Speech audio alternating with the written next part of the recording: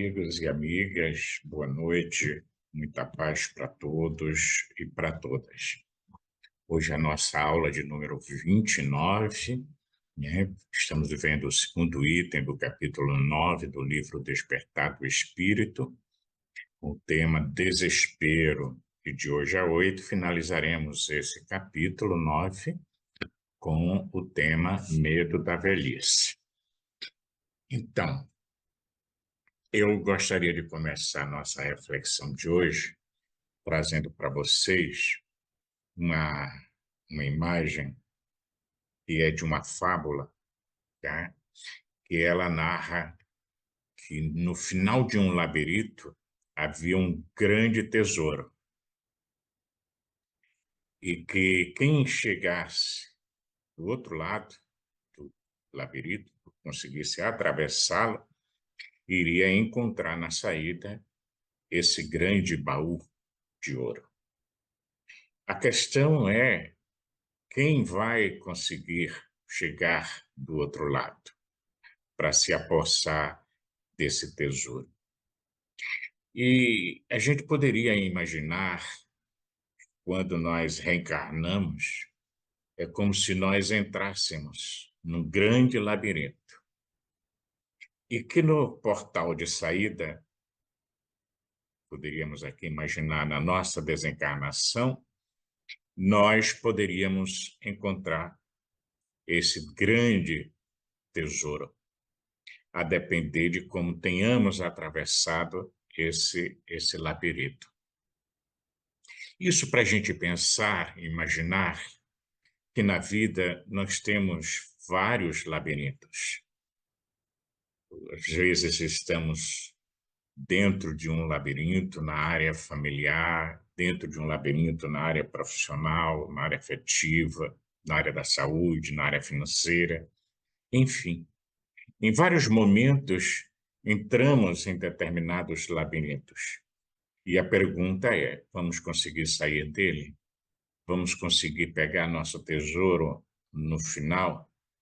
E aí é interessante a gente meditar que quando, nessa metáfora do labirinto, o mais importante dentro desses labirintos em que a vida nos coloca são os momentos de fazer as escolhas.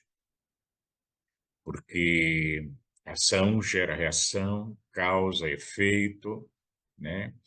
Então, as escolhas são feitas, muitas vezes de uma forma não consciente, e, portanto, gera causas, quer queiramos ou não, independente da nossa consciência, vamos ter que lidar com ela.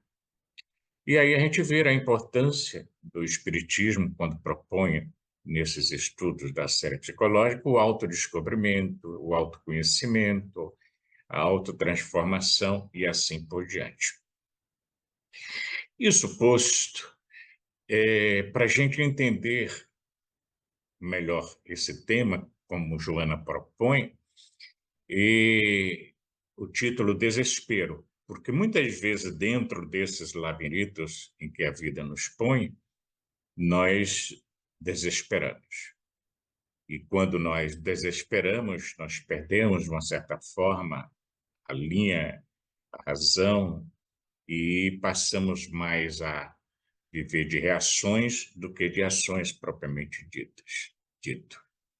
Então ela começa as suas reflexões afirmando que quando o amor filho-mãe foi frustrante e inquietador, o adulto normalmente transfere para outras pessoas a carência que se torna mórbida, apaixonada, insegura, aprisionadora.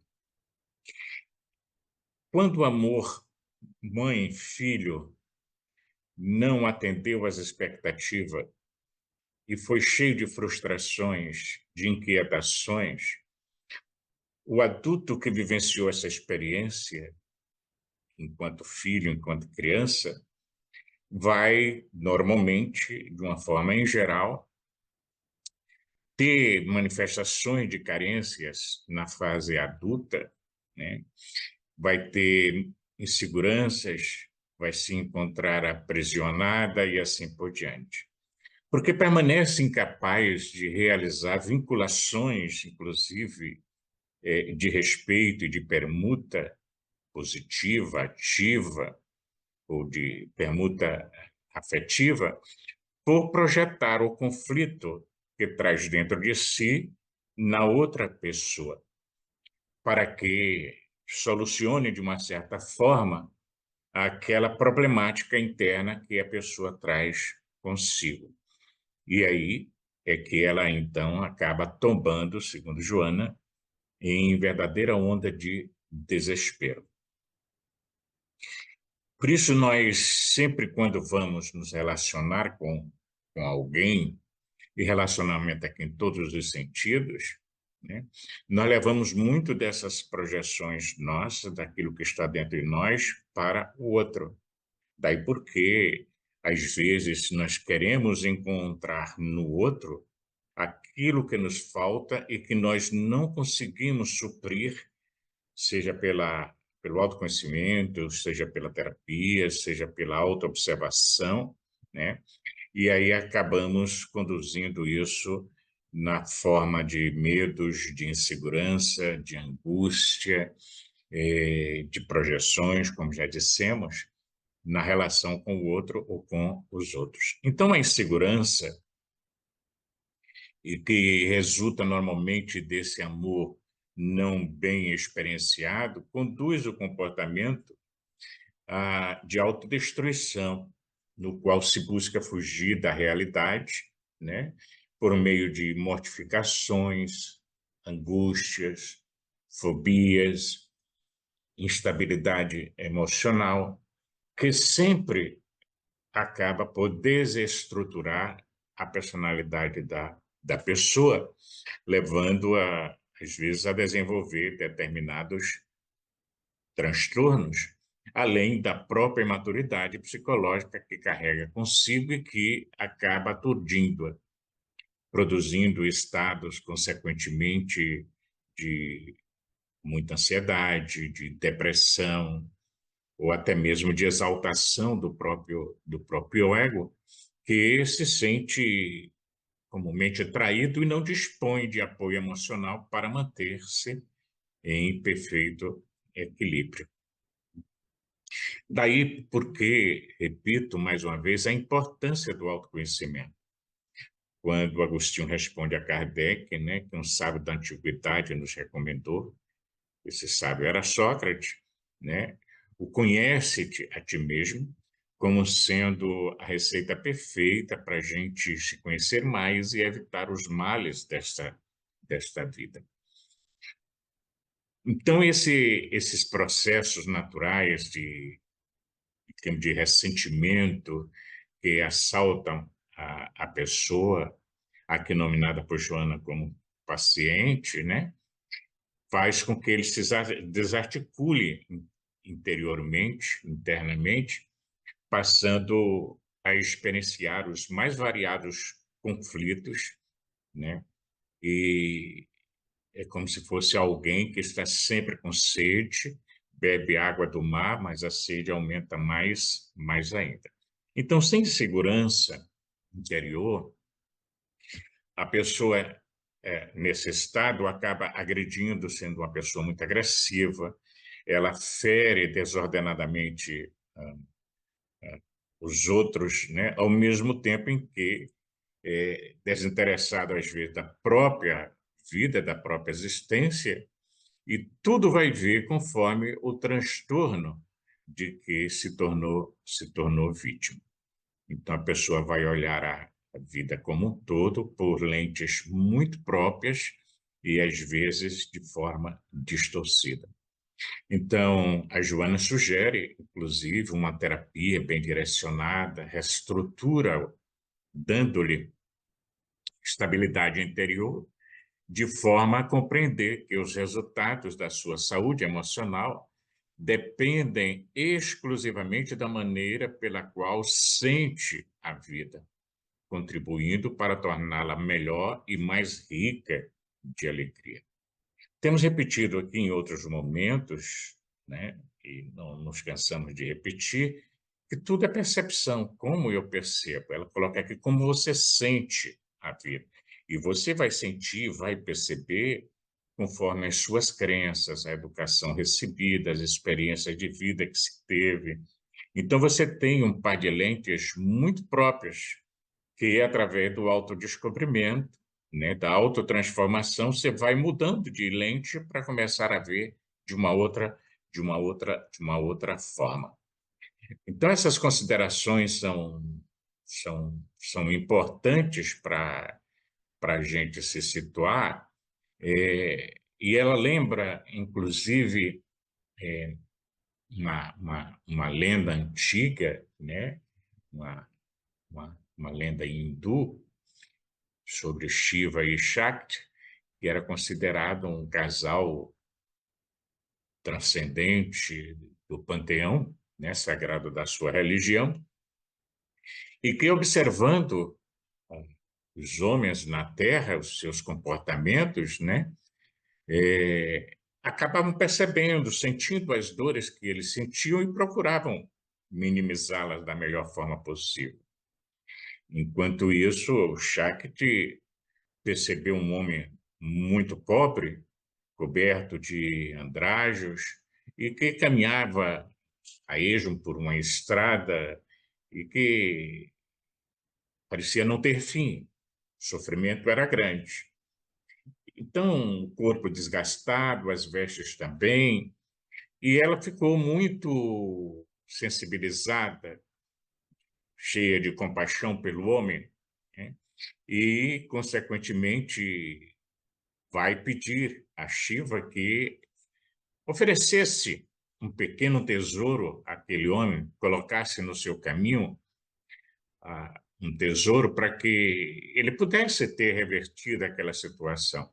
Ao que Shiva responde: não posso fazer isso, porque ele não se encontra em condições de receber ajuda. Ele não se encontra em condições de receber ajuda. E Shakti ficou um tanto sentida com isso e insiste, né, para que ele ajudasse aquele homem. E Shakti, inclusive, pondera que ele não poderia auxiliá-lo colocando no caminho, por exemplo, um saco de ouro, ao que Shiva responde que não se tratava bem disso, né? Mas aquele homem precisava aprender a receber, o que é muito diferente. Mas eu te suplico, diz Shiva, e ele acaba aquecendo e realmente coloca no caminho do homem um pequeno saco cheio de moedas de, de ouro, né? Para que ele pudesse, então, encontrar. E quando esse homem, maltrapilho, vendo aquele volume no chão, né? Ele se distancia e pensa assim: terei hoje com que me alimentar ou voltarei a experimentar as dificuldades, as agruras da fome. Subitamente, dando-se conta do volume, né, ele exclama, né, que felicidade poder ter percebido esse impedimento no meu caminho. Se estivesse distraído, poderia até mesmo ter tropeçado nele e me machucado. E prosseguiu na sua marcha, cheio de tristeza, e deixou o saco de ouro para fora, significando que Shiva realmente tinha razão quando explica para Shakti que, na verdade, o problema do homem não era o de receber a ajuda ali, o tesouro, mas era a capacidade dele de receber. Então, meditando sobre essa parábola que Joana conta nesse capítulo, é interessante observarmos que muitas vezes isso acontece com a gente. Nós temos o saco de ouro diante de nós e passamos ao largo reclamando de tudo e de todos. E não nos damos conta de que ali à nossa frente está justamente a solução de todos os problemas. Então, isso é uma característica, normalmente, da imaturidade psicológica e do conflito, né, que a pessoa traz consigo, onde a vida é menos saudável e cheio de suspeitas, de desconfianças, né, que acaba não sendo averiguada pelos, por todos nós dentro do nosso processo de evolução e passamos ao largo daquela solução para a nossa problemática porque não temos olhos de ver. Então, normalmente somos, segundo Joana, mal equipados e tudo observamos através das lentes escuras, né, do desespero, do desânimo, da tristeza, da revolta, sem a coragem de retirar o que nos impede a visão mais limpa, né, mais clara, e a compreensão dos desafios que a vida nos oferece e que tem por meta sempre conduzir o indivíduo a, a estágios mais avançados de crescimento interior de uma vida, consequentemente, mais saudável. Então, quando o relacionamento entre mãe e filho é repleto de efeitos benéficos no desenvolvimento do ser, esse se desenvolve de uma forma tranquila, confiante em si mesmo, com uma autoestima elevada, né? Podendo melhor lidar com os desafios que a vida propõe. Então, as matrizes do desespero, segundo Joana, encontram-se principalmente fixadas no nosso eu profundo, no si mesmo, né? E que, às vezes, nós trazemos essas marcas e das experiências anteriores de vidas passadas, amplificadas com as situações experienciadas na vida presente. Então, a, a experiência vivida anteriormente, que se reflete no comportamento atual, justamente em razão do meio onde nós nos encontramos, conforme essa necessidade reencarnatória, conforme os nossos padrões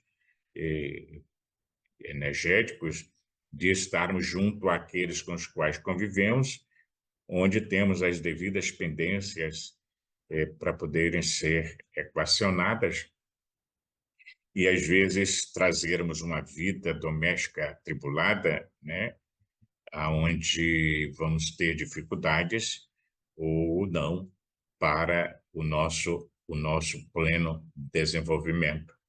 Daí porque cada um está normalmente no lugar certo, com as pessoas certas e no tempo certo para fazer o seu melhor, diz Joana num outro texto.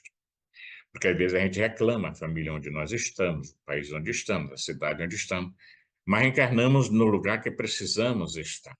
E a partir daí, fazer o nosso destino, já que ele não está predeterminado, né? Então, nós podemos chegar aonde pretendemos chegar, a depender das escolhas que nós fizermos, né?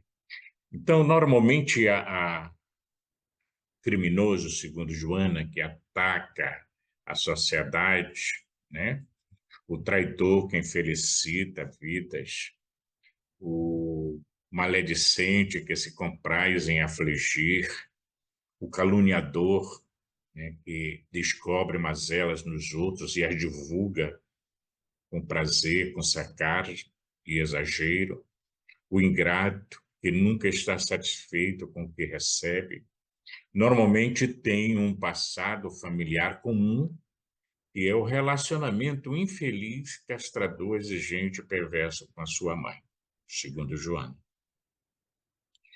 Veja, o fato de ter experienciado uma infância difícil, a gente não pode aqui pegar e generalizar que todos vão passar por isso, porque há aqueles que se sobressaem ao meio, que desenvolvem a capacidade de resiliência e supera as situações experienciadas, porque senão vamos dizer, a responsabilidade seria sempre dos pais, seria sempre do meio. Não, tem a cota que cabe a cada um. Mas, no geral, né, se você tem essa experiência através de pais castradores e difíceis, né, É lógico que a tendência aí é você desenvolver dificuldades, problemas na fase adulta. Então, a maternidade humana é mais do que um fenômeno biológico, segundo Joana de Anjos. Trata-se de uma experiência de iluminação, né, para a consciência, que descobre a necessidade de superação do egoísmo, do desenvolvimento dos valores morais mais expressivos que a gente possa imaginar, para que o amor se encarregue de dirimir as dificuldades e estabelecer parâmetros de comportamentos sadios sem os exageros do apego ou do ressentimento, ou da transferência de amarguras e frustrações para os filhos, que se tornam vítimas sem defesa. Então, ao mesmo tempo, o grupo social instável, egoísta, agressivo, insatisfeito, e que normalmente é embalado pelas tragédias do cotidiano, acaba conspirando em favor do desespero daquelas pessoas ou personalidades mais frágeis e que transitam dentro de um processo de agonia interior sem um norte que lhe sirva de referência, e qualquer coisa que surja pela frente vai ser um referencial, né? Vai funcionar como um porto seguro para a pessoa, mesmo que não seja bem esse porto seguro ideal. Mas a pessoa precisa encontrar algo. Então, é em face dessas situações que a gente vê surgir na mídia os mais diversificados tipos de modelos, de exemplos, mesmo que a gente coloque como sendo exemplos negativos, mas são exemplos onde uma grande parcela, uma grande maioria passa a seguir como referência. Então, em face desses relacionamentos sociais, por serem normalmente rápidos, fúteis, sem profundidade, os indivíduos vivem exibindo as suas máscaras, com que disfarçam normalmente as dificuldades e apresentam ilusões, né, as mais diversas, no palco da convivência em geral, desaparecendo aquele conforto moral da afeição legítima e desinteressada, do intercâmbio produtivo de ideias, sem disputas ou invejas, e do natural desejo de felicidade que deveria viger entre todos. E vira mexe a gente vê na mídia as situações, né, de pessoas que achávamos que eram super felizes e vêm, relatam seus dramas, as suas dificuldades, suas lutas, o desespero em que estavam vivendo, até aquele instante em que retira aquela máscara para ser elas mesmas e poder se libertar de determinadas situações de ordem castradora. Então, o desespero se encontra no íntimo de cada um e agiganta-se até explodir em transtornos psicológicos que levam o indivíduo à agressividade, à violência, né, a desestruturação do próprio grupo familiar ou grupo social em que se encontra, né? E isso, às vezes, de uma forma bastante cruel, como toda hora é exibido, né, na mídia, né, as situações as mais diversificadas pelos comportamentos agressivos e violentos das pessoas, pelo desespero em que se encontram. E a maneira eficaz para se enfrentar o desespero, para Joana, para você dar uma encarada face a face no desespero, é através justamente do autorreconhecimento das possibilidades infinitas que todos nós temos, que nos aguardam, que todos nós trazemos potenciais a serem desenvolvidos e que às vezes não os conhecemos. Então, uma orientação segura, um projeto desenvolvido através das orientações que a doutrina nos oferece, através da terapia que você faça, né, e da legítima disposição, né, para se encontrar e estabelecer uma liberdade de tudo aquilo que você pode apontar como causa de desespero na vida, a fim de poder realizar aquilo que lhe compete da melhor forma possível. E assim você vai se limpando, vamos dizer assim, desses conflitos, né? Não vai fugindo dos fenômenos naturais do processo da existência, e aí é possível desenvolver a capacidade de amar, de ser alegre, a alegria de viver, de confiar, né? Se permitir vivenciar as experiências que a vida lhe convida de uma forma construtiva, positiva, sem medo de errar, sabendo que tudo se constitui numa verdadeira aprendizagem, que o importante é você cair para frente, continuar caminhando, né, na busca por paz e felicidade. E ninguém consegue, né, a verdade é essa, caminhando, atingir o pico da montanha sem atravessar as baixadas, né, as partes ásperas que a montanha, o caminho propõe, até você chegar nas alturas. Então, a saúde psicológica e mental, ela é sempre resultado da conquista das sombras, né, das escarpas emocionais que sustentam o ser ainda em conflito. Significando dizer que, à medida que nós vamos levando luz à nossa sombra, nós vamos nos autoconhecendo, nos autocontrolando, nos autogerenciando, né? Nos percebendo seres humanos em processo de evolução e de crescimento, podendo, assim, continuar avançando, né? Sabendo que iremos cair, iremos levantar, continuaremos caminhando, teremos novas quedas e novos aprendizados. Mas evitarmos o desespero para que entendamos que ele em nada contribui, em nada constrói. E eu gostaria de finalizar nossa reflexão de hoje trazendo uma mensagem de Emmanuel que eu achei tem tudo a ver com a temática que estamos aqui tratando e que está no capítulo 1 do livro Rumo Certo. O título da mensagem é Ele atenderá. Ele atenderá. Quando atravessas um instante considerado terrível na jornada redentora da Terra, recorda que o desespero é capaz de suprimir-te a visão ou barrar-te o caminho. Por esse parágrafo aqui, nós nos lembramos da mensagem e achamos oportuno trazer para compartilhar com vocês. Para muitos, esse minuto estranho aparece na figura da enfermidade.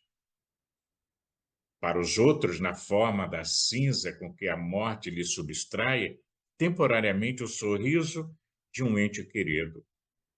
Em muitos lugares, guarda a feição de crise espiritual, aniquilando a esperança, e em outros ainda, eilo que surge por avalanche de provas encadeadas, baldando a nossa energia.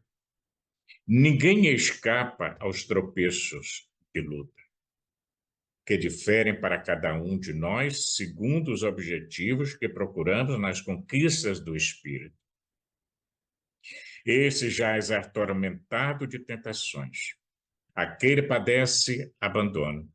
Aquele outro chora oportunidades perdidas e mais outro lamenta os desenganos da própria vida.